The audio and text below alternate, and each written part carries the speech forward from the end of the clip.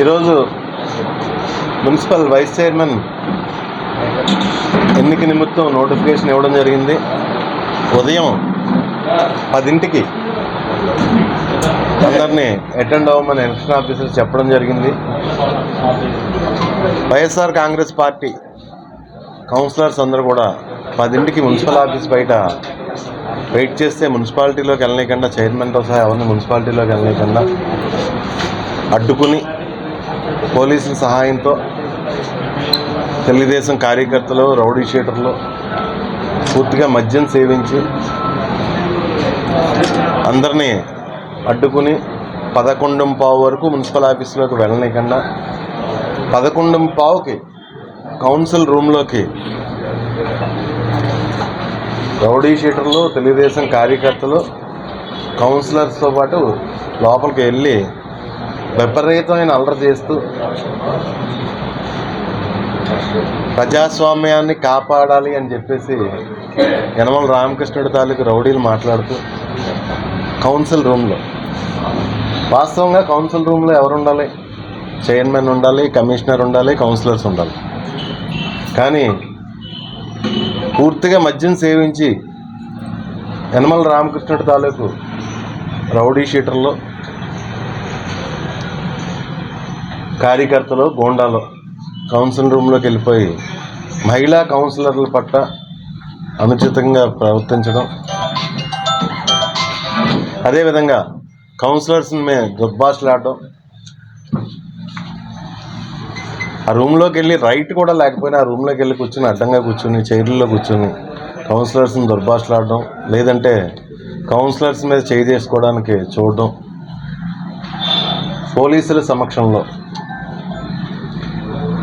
ఈ వీడియోలో అయ్యి బయటకు వచ్చిన తర్వాత మరి పోలీసులకి సిగ్గేసిందో ఏంటో నాకు తెలియదు, అధికారులకి.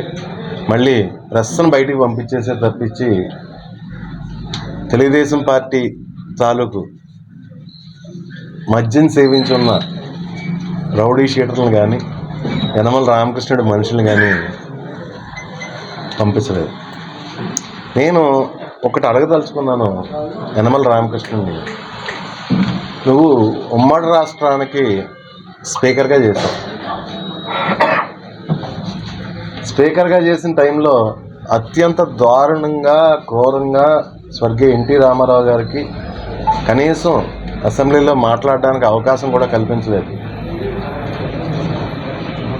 నువ్వు బయటకు వచ్చి ప్రజాస్వామ్యం గురించి, జనాలు నీతిగా ఉండాలని, లేకపోతే వాళ్ళ అవినీతిలో సంపాదించారు, వీళ్ళ అవినీతిలో సంపాదించారు, ఆస్తులన్నీ ప్రజలకు ఇచ్చేవాళ్ళని, కానీ మనం సంపాదించినంత లోపల వేసుకుని వెనక దాచుకుంటాం, నీతి కబుర్లు చెప్తూ ఉంటాం.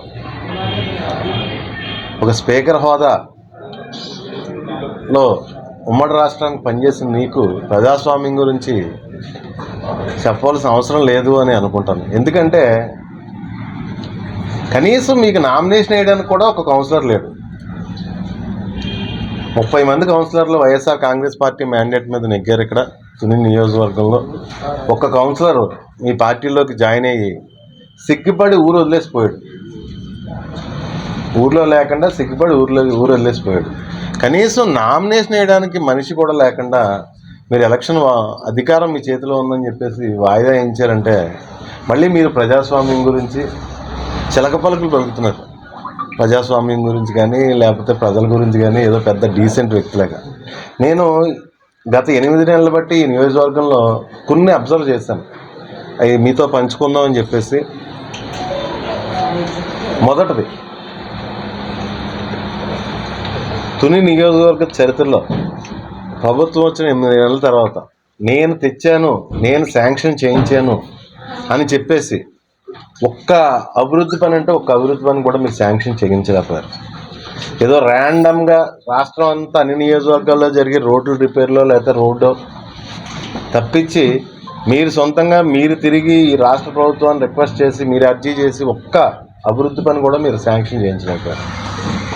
ఈరోజు ఏదైతే వైస్ చైర్మన్ ఎలక్షన్ జరుగుతుందో అది మొత్తం 28 మంది సభ్యుల్లోని 25 మంది హాజరు కావడం జరిగింది. మిగతా 3 కూడా అనారోగ్య కారణాల వల్ల రాలేదు.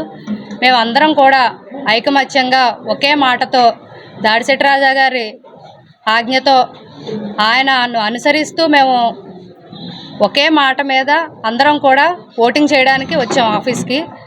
ప్రొసీడింగ్స్ ప్రకారం 11 o'clockకి స్టార్ట్ అవుద్ది, 1 hour బిఫోర్గా ఉండాలని కమిషనర్ గారు 3 రోజుల నుంచి నాకు ఫోన్ చేసి ఏకదరు వేస్తూనే ఉన్నారు.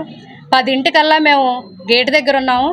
కానీ వాళ్ళు ఎంత దౌర్జన్యం అంటే ప్రజాస్వామ్యం ఇదేనా అనిపించింది. ఈరోజు ఆడవారని కూడా చూడలేదు.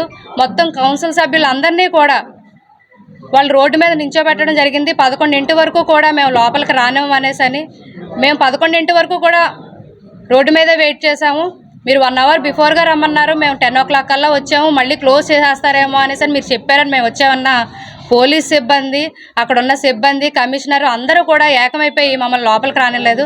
అయినా కూడా మేమేం గొడవ చేయలేదు. 11 వరకు కూడా ఆడవాళ్ళు, మా కౌన్సిల్ సభ్యులు అందరూ కూడా రోడ్డు మీదే వెయిట్ చేసాము. కానీ ఒక రౌడీ మోకలా పంపించి ఆడవారికి అడ్డంగా నించోబెట్టి ముందు గేటు దగ్గర కాపలా కాశారు. మేము అప్పటికి మా వాళ్ళు ఎవ్వరూ కూడా గొడవ పెట్టుకోవట్లేదు అనేసి అని మొత్తం మీరు ఎలా గొడవ ఆడాలో కూడా పోలీసు వారు వాళ్ళకి చెప్పేవారు గేట్ దగ్గర నించొని. అప్పటికి గొడవ జరగకపోవడంతో మమ్మల్ని పంపించారు కౌన్సిల్ హాల్లోకి రూల్ ప్రకారం కౌన్సిలర్స్, ప్రొసీడింగ్ ఆఫీసర్, కమిషనర్ తప్పించి ఎవ్వరూ ఉండకూడదు. అది నాకు ముందు నుంచి రూల్ తెలుసు. కమిషనర్ 3 రోజుల నుంచి ఆ పాట పాడుతున్నారు. కానీ కౌన్సిల్ సభ్యుల కన్నా ముందు ఆ రౌడీ మోక, టీడీపీ మోక అంతా కూడా వచ్చి కౌన్సిల్ హాల్లో ఉండడం జరిగింది. మాకు ముందు ప్లేసులు కూడా ఇవ్వలేదు. కనీసం ఒక వార్డు కౌన్సిలర్లను కూడా వాళ్ళు మర్యాద ఇవ్వకుండా ముందు ప్లేస్ ఇవ్వలేదు. తర్వాత ప్లేస్ ఇచ్చి మా ముందు నించొని వాళ్ళు కౌన్సిల్ హాల్లో అన్నది అవుటర్స్ ఉండకూడదు. కానీ వాళ్ళందరూ వచ్చి ధర్నా చేసి వాళ్ళ నించున్నా మేము కామ్గా ఉండడం జరిగింది. మా ఓటింగ్, మాకు ఎలక్షన్ సరిగ్గా జరగాలని మేము కామ్గా ఉన్నాము. కానీ వాళ్ళు ఎవరూ జరగనివ్వలేదు. 12 వరకు ధర్నా చేస్తూనే ఉండి ఎలక్షన్ జరగనివ్వం అని ఒకే మాట మీద వాళ్ళందరూ సిబ్బంది, పోలీసు వాళ్ళు, మున్సిపల్ స్టాఫ్ అందరూ కూడా ఏకమైపోయి వాళ్ళు సహకరించి వాళ్ళ ఆఫీస్లో ధర్నా చేయించారు. కానీ మేము గొడవ జరగకుండా కామ్గానే ఉన్నాం. 12 అయిపోయింది, ఎలక్షన్ ఆగిపోయిందని ఇంతమంది కౌన్సిల్ సభ్యులందరూ కూడా మెజారిటీ ఉన్న ఆ ఎలక్షన్ కనీసం ఆఫీస్లో ప్రొసీడింగ్ ఆఫీసర్ కానీ, ఎలక్షన్ చేయడానికి కమిషనర్ కానీ ఎవ్వరూ లేరు.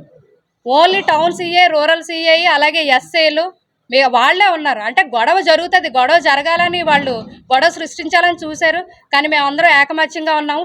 ఈరోజు కాకపోతే ఎలక్షన్ రేపు జరుగుతుంది.